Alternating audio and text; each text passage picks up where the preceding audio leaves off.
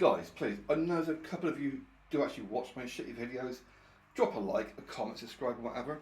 Now, the leak on that, it might have just been a loose nut.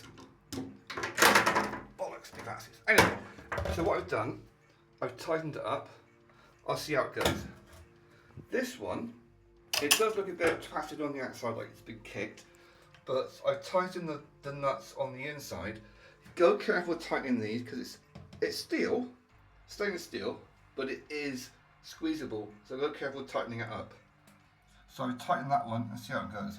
Now cleaning, that cleaned up very easily.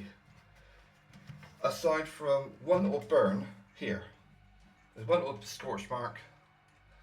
I had a little scour. I don't want to go scouring it too much with a Brillo pad because that's just going to damage and thin the actual steel.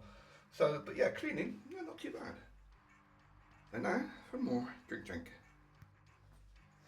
The last time I did this, I've used this still twice now, quite successfully. Now, the last time I did this, I used the bath for my water reservoir to cool the stuff down. I put a bit too much water in, half a bath. So this time, I'm going to fill it about a quarter full. Right, so the bath is that full. It's just covering me immersion circulation pump thingy. So it draws the water in here on the side, pumps it up through there. So that should be plenty enough water, hopefully, because it's not that cold, to actually cool down the pipe when it comes out.